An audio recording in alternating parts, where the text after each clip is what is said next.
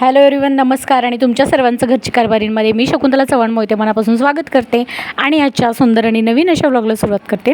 तर आजचा दिवस तुमचा छान आनंदाचा, सुखाचा आणि उत्साहाने भरलेला असं जाऊ देत. तुमच्या मनातल्या सर्व इच्छा पूर्ण होऊ देत अशी स्वामींच्या आणि बापाच्या चरणी प्रार्थना करून लगेच व्हिडिओला सुरुवात करूया. तर आजचा व्लॉग खूप स्पेशल असा होणार आहे, इंटरेस्टिंग होणार आहे, त्यामुळे शेवटपर्यंत नक्की पहा. चॅनलवर नवीन असाल तर सबस्क्राईब करा, बेल आयकॉन आठवणीने प्रेस करा. तर चला, व्हिडिओ तर ऑलरेडी सुरू झालेला आहे. तर इथे बघा, आज दुपारी मुलं झोपल्यानंतर त्यांचा म्हणजे अंथरूण वगैरे तसंच होतं, तर दोघांनी मिळून त्यांनी कसं काय होईना काढलं भांडणं करत करत. तर अंथरूण वगैरे काढलं, आरू लागली आहे झाडू वगैरे मारायला आणि इथे माझी गडबड चालली आहे, कारण मोठासा पाऊस आला आहे. 4-4:30 वाजलेत आणि खूप मोठा पाऊस आलेला आहे. तर 4:30 पण नाही, 3:30 वाजलेत आणि खूप मोठा पाऊस आला आहे आणि त्यामुळे मग मी सगळी कपडे बाहेरचे घरात आणलेत आणि थोडेफार भिजलेसुद्धा. त्यामुळे मग माझं चाललं आहे आता कुठे कुठे ते कपडे सगळे टाकायचे, कारण घरात सुकायला आता टाकावे लागणार आहेत वाळले नसल्यामुळे. तर पावसाचं तर काही कळत नाही आहे, मध्येच येतो आहे मध्येच नसतो आहे. तर ह्या 2-4 दिवसात तर आठवडाभर झाला असेल, बारामतीमध्ये असाच सुरू आहे, अधूनमधून संध्याकाळचा येतो आहे. तर बघा, हॉलमधलं सगळं काही क्लिनिंग करून झालं. मुलांनी बऱ्यापैकी सगळं झाडू वगैरे मारून क्लीन करून घेतलं. अंथरुणं वगैरे घड्या वगैरे घालून ठेवली. बऱ्यापैकी कामं करू लागतात. त्यानंतर मग आतलं बाहेरचं आवरलं की मी किचनमधलं आवरायला घरामध्ये आलेली आहे. तर हाय गाईज, चला आज मी नेक्स्ट डे हा व्हिडिओ कंटिन्यू करते आहे. तर आज आपण बघणार आहोत की तेच की दिवाळी तर तोंडावर आलेली आहे, दिवाळीची सगळी कामं पेंडिंग पडलेली आहेत. तर बघा, आता बऱ्याच जणांचं माझ्यासारखं पण असू शकतं, आता माझं पण तसंच आहे की मुलांच्या शाळा वगैरे सगळं संपल्यानंतर, सुट्ट्या लागल्यानंतर जे काही कामांना सुरुवात होणार तर तसंच. आणि काही जणी जर बाहेर राहत असतील, म्हणजे जर तुम्ही फॅमिलीपासून दुसऱ्या शहरात राहत असाल कामानिमित्त, तर ऑब्व्हियसली दिवाळीसाठी तुम्हाला तुमच्या गावी जावं लागणार. तर या सगळ्या त्या दिवाळीच्या सगळ्या कामांचं कसं नियोजन करायचं, तुम्हाला अजिबात लोड पण येणार नाही, तुम्ही वेळेत काम करू शकाल, सगळ्या गोष्टी वेळेत होतील आणि दिवाळीच्या ह्या दिवसांचा तुम्ही आनंदसुद्धा घेऊ शकाल, सण छानपैकी एन्जॉय करू शकाल. तर ते कसं, तेच मी तुम्हाला आजच्या व्हिडिओमध्ये सांगणार आहे. त्यासाठी तुम्हाला काही गोष्टींची काळजी घ्यायची आहे, काही गोष्टींचं प्लॅनिंग करायचं आहे. ते कसं करायचं आहे ते आपण बघणार आहोत पुढे अजून. तर काय करायचं आहे तुम्हाला, तर तुम्हाला एक प्रॉपर लिस्ट बनवायची आहे प्रत्येक गोष्टीची. असेल तुमच्या कामांची वेगळी करा, तुमच्या महत्त्वाच्या गोष्टींची वेगळी करा, त्यानंतर तुमचं जे काही तुम्हाला करायचं आहे दिवाळीचा फराळ वगैरे त्या गोष्टींची वेगळी करा आणि त्यानुसार ज्या गोष्टी महत्त्वाच्या आहेत त्या गोष्टी वेगळ्या काढा, ज्या गोष्टी कमी महत्त्वाच्या आहेत त्या गोष्टी वेगळ्या काढा. आणि दुसरी गोष्ट म्हणजे की ज्या गोष्टी आधी केल्या पाहिजेत त्या वेगळ्या करा, ज्या गोष्टी नंतर केल्या पाहिजेत त्या वेगळ्या करा आणि मग टप्प्याटप्प्याने कामे करायला सुरुवात करा. तर आता म्हणाल, तू खूप मोठं ज्ञान दिलंस आम्हाला, खूप मोठ्या बाता केल्यास, आमच्या सगळ्या डोक्यावरून गेलं, आम्हाला काहीच कळलं नाही. तर मी सिम्पली पण तुम्हाला सांगते कसं काय करायचं आहे. तर बघा, दिवाळी म्हटलं आता अजून आठवडा बाकी आहे. तर काय करायचं आहे, तर मे बी मी लवकर व्हिडिओ पोस्ट करण्याचा प्रयत्न करेल, कारण मी जेव्हा शूट करते तेव्हा तरी आठवडा बाकी आहे. तर पहिली गोष्ट येते दिवाळीची साफसफाई. तर दिवाळीची साफसफाई तुम्हाला टार्गेट ठरवायचं आहे, तुमचे कसं रूम आहे, तुमचं घर किती मोठं आहे त्याच्यावरून तुम्हाला ठरवायचं आहे. 2 किंवा 3 दिवसात तुम्हाला साफसफाई कंप्लीट करून घ्यायची आहे. जर तुमचं अगदीच मोठं असेल तर मी जास्तीत जास्त 3 दिवसाच्या आत करायचा प्रयत्न करा, कारण आता वेळ खूप कमी आहे, जास्त दिवस लागून उपयोग नाही आहे. पुढे इतरही गोष्टी करायच्या. तर सगळ्यात पहिली गोष्ट तुम्ही जर हाती घ्यायची म्हटली तर मला असं वाटतं साफसफाई करायला हवी, कारण आता जास्त दिवस राहिलेले नाही आहेत. कारण आधी जर हा व्हिडिओ येणार असता खूप दिवसांआधी, अजून 8 दिवसांच्या आधी जर आला असता तर थोडंसं प्लॅनिंग मी वेगळं सांगितलं असतं, पण आता अगदी दिवस 8च राहिलेले दिवाळीसाठी, त्यानुसार मी प्लॅनिंग तुम्हाला सांगते. तर पहिल्यांदा तुम्ही साफसफाई, त्यासाठी तुम्ही तुमचं घर किती मोठं आहे त्याच्यावरून ठरवू शकता, घरात किती खोल्या आहेत. तर मला असं वाटतं जास्तीत जास्त 2 ते 3 दिवसात आवरण्याचा प्रयत्न करा साफसफाई, इतर गोष्टी करायच्या. त्यात तुम्ही काय करायचं आहे, पहिल्यांदा तुमचा हॉल क्लिनिंग करायचं आहे. आता का, बऱ्याच स्त्रिया म्हणत असतील की आम्ही तर पहिल्यांदा किचनपासून सुरुवात करतो, कारण किचन मेन क्लीन पाहिजे. तर बघा, किचन पण क्लीन करायचंच आहे आपल्याला, पण जर तुम्ही हॉलपासून सुरुवात केली तर तुम्हाला कसं सोयीचं जाणार आहे आणि कसं तुमची कामं पटकन होणार आहे ते मी तुम्हाला सांगते. कारण हॉलमध्ये जास्त काही घाणं नसते, वरचेवर आपण बघत असतो, झाडून वगैरे होत असतं आणि हॉलमध्ये आपला जास्तीचा पसारा नसतो. लिव्हिंग रूम असते ती, तिथे कुठेतरी एखादा सोफा असतो किंवा एखाद्या विशिष्ट प्रकारचं फर्निचर असतं, बैठकीची खोली असते आणि तिथे जास्त आपला पसारा नसतो, त्यामुळे तिथली क्लिनिंग तुमची पटकन होते. सिलिंग असो किंवा खालचं फ्लोअर असो, सगळं पटापट क्लिनिंग होते. कारण शक्यतो मला वाटतं हॉल आपण जास्तीत जास्त रोजचं जरी झालं तरी नीटनेटका ठेवण्याचा प्रयत्न करतो, त्यामुळे जास्त घाण तर नसते. तर काय करायचं आहे, हॉलची पहिल्यांदा क्लिनिंग करून घ्यायची. मला वाटते तुमचे अर्धा दिवससुद्धा लागणार नाही हॉलची क्लिनिंग करायला. एकाच दिवशी मला वाटते तुम्ही 2 रूम तरी करून घेऊ शकता, हॉल आणि बेडरूम. तर आधी हॉलची, त्यानंतर तुम्ही बेडरूमची क्लिनिंग करायची, कारण बेडरूममध्ये पण तुमचे कपाट असेल, कपडे वगैरे आणि बेड असेल, बाकी जास्तीचं काही सामान नसतं. तर बेडरूममधली सुद्धा तुम्ही क्लिनिंग करू शकता. म्हणजे एक गोष्ट काय होईल साफसफाई करायला घेतल्यानंतर जर तुम्ही किचन आधी घेतलं तर तुम्हाला किचनला निदान 2 दिवस तर लागतातच. किती तुम्ही फास्ट करायचं म्हटलं तरी 2 दिवस तर किचनला पाहिजे तुम्हाला. किंवा म्हणजे एक सकाळ संध्याकाळचा पूर्ण दिवस 10-12 तास तर पाहिजे तुम्हाला किचनसाठी. आता का ते मी पुढे सांगेन तुम्हाला, कारण किचनमध्ये खूप कामं असतात. टाईल्स क्लिनिंग असतं, किचन ओटा क्लिनिंग असतं, फरशी क्लिनिंग असतं, झाडणं लोटणं असतं, भांडी असतात. तुम्हाला सांगते ती भांडी पुसून परत लावायची असतात, डबे असतात जे काही ठेवणीतले. आता कारण दिवाळी म्हटल्यानंतर सगळे रॅक डबे वगैरे ते सुद्धा क्लिनिंग असतं. फ्रीज क्लिनिंग असतं. तुम्हाला सांगते अजून बरंच बारीक सारीक किचनमध्ये असतं. त्यामुळे ते लगेच 5-6 तासात होणं तर शक्य नाही आहे आणि सलग तेवढ्या वेळ आपण देऊ शकत नाही, कारण इतर गोष्टीसुद्धा आपल्या फॅमिलीतल्या आपल्या करायला लागतात कुटुंबातल्या. त्यामुळे आधी तुम्ही हॉल क्लिनिंग करा, बेडरूम क्लिनिंग करा, जे इतर रूम आहेत त्यांची आधी क्लिनिंग करून घ्या.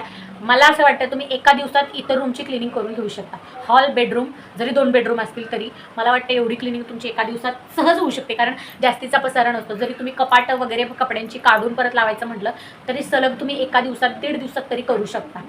हे झाल्यानंतर जो राहिलेला 1 ते 1.5 दिवस आहे तो तुम्ही पूर्ण किचनसाठी देऊ शकता आणि तुम्हाला एक समाधान होईल, मी साफसफाई हातात घेतली पण माझ्या 3 रूम करून झालेले आहेत. पण किचनमध्ये अडकून बसला तर 2 दिवस गेले तरी तुमच्या डोक्यात राहील अजून हॉलचं क्लिनिंग व्हायचं आहे, अजून किचनचं क्लिनिंग व्हायचं आहे, सॉरी अजून हॉलचं क्लिनिंग व्हायचं आहे, अजून बेडरूमचं क्लिनिंग व्हायचं आहे, अजून कपडे काढायचे आहेत, अजून कपडे व्यवस्थित लावायचे आहेत कपाटातले. तर आणि आज माझं फक्त आत्ताशी किचनच सुरू आहे, अजून भांडी पण आहेत. त्यामुळे हे माइंड पण तुमचं डिस्टर्ब होईल त्यासाठी. त्यामुळे जर आधी त्या रूमची क्लिनिंग करून घेतली तर तुम्हाला शांतता भेटेल की बाबा माझं 2-3 रूमचं क्लिनिंग झालं आहे, आता फक्त किचनमधलं थोडंफार राहिलं आहे, पटकन करून घेईल, मग मला इतर कामांसाठी मोकळी.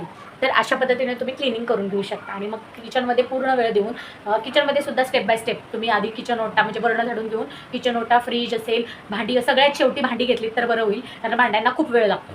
त्यामुळे सगळ्यात शेवटी भांडी घासून घ्या.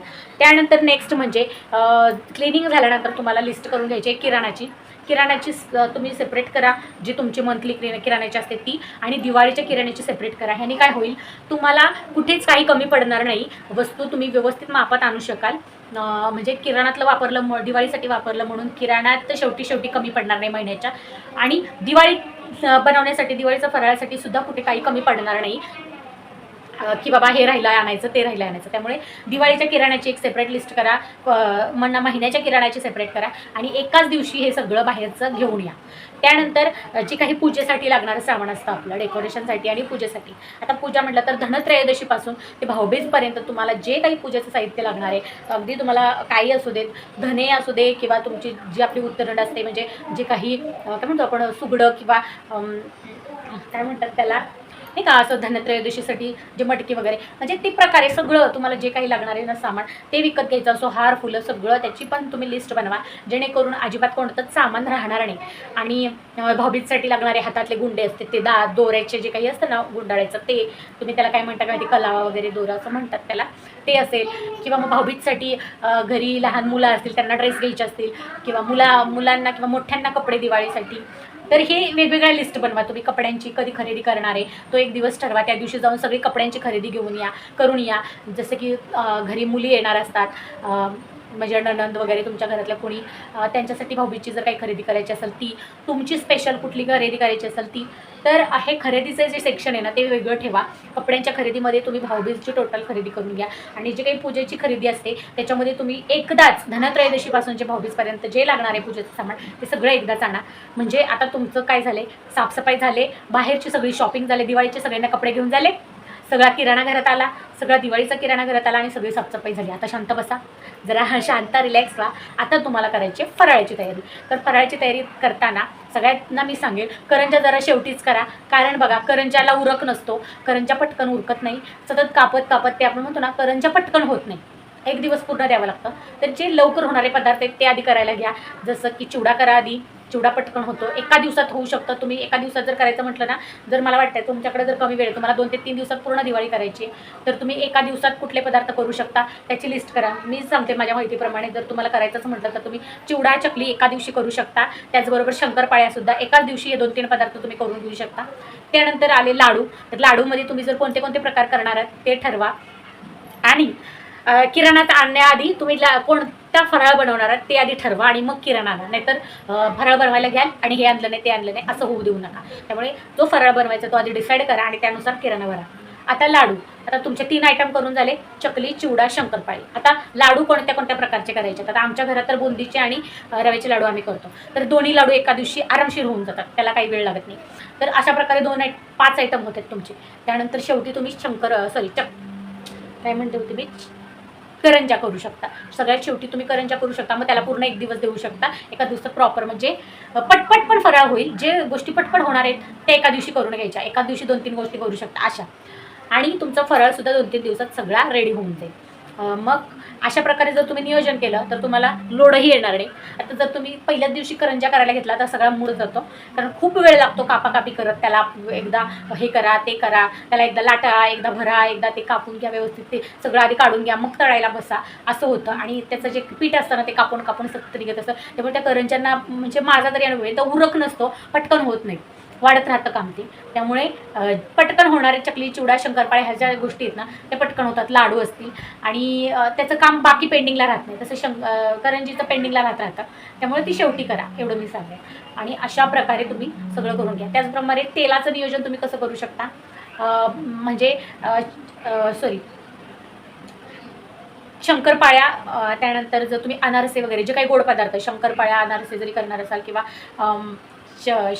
करंजा आणि जे काही गोड पदार्थ तळणीचे आणखी तुम्ही जर करणार असाल तर ते सगळे एकाच वेळी म्हणजे एक तेल सेपरेट ठेवा, त्याच तेलामध्ये सतत ते तळून घ्या.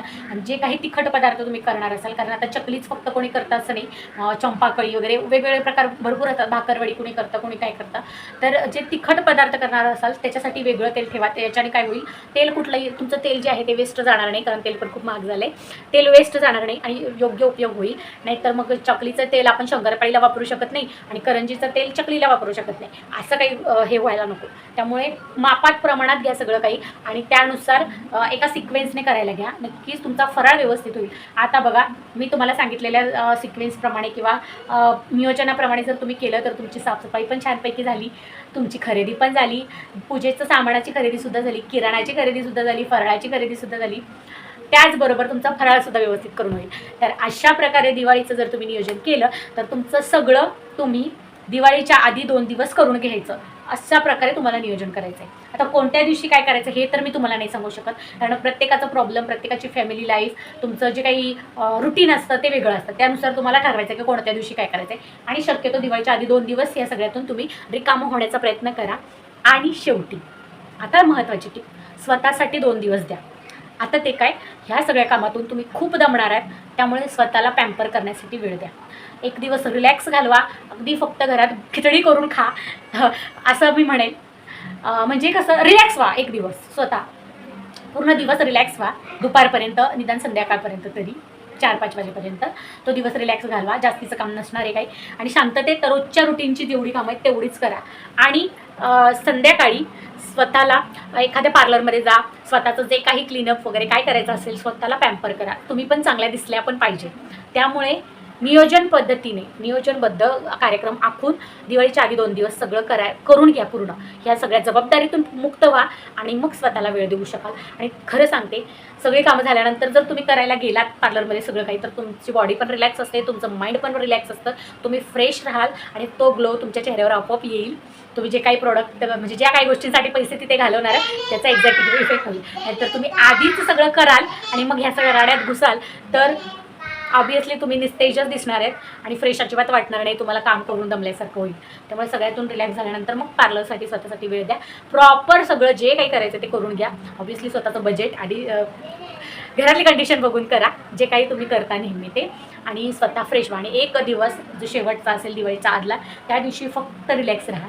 सगळं काही व्यवस्थित झाले का त्या गोष्टींकडे लक्ष द्या आणि स्वतः आतून फ्रेश, आनंदी, उत्साही राहण्याचा प्रयत्न करा. म्हणजे तुम्हाला कळेल की आधी 2 दिवस जर सगळी कामं झाली तर 1 दिवस तुम्हाला रिलॅक्सेशनसाठी भेटेल, कारण नंतर 2 दिवसांनी घरी पाहुणे येणार असतात सगळी, त्यामुळे पुन्हा धावपळ होणार. त्यामुळे तुम्हाला रिलॅक्स होण्यासाठी वेळ भेटेल. तुम्ही स्वतःला छान प्रेझेंट करू शकाल, दिवाळी एन्जॉय करू शकाल. आणि बाकी मग सगळ्या गोष्टींचे व्यवस्थित नियोजन करा. जे काही किराणा असेल त्याच्यामध्ये व्यवस्थित आठवून सगळं लिहा, उठणं, साबण वगैरे जे काही असेल ते. त्यामुळे शांततेत या गोष्टी करा.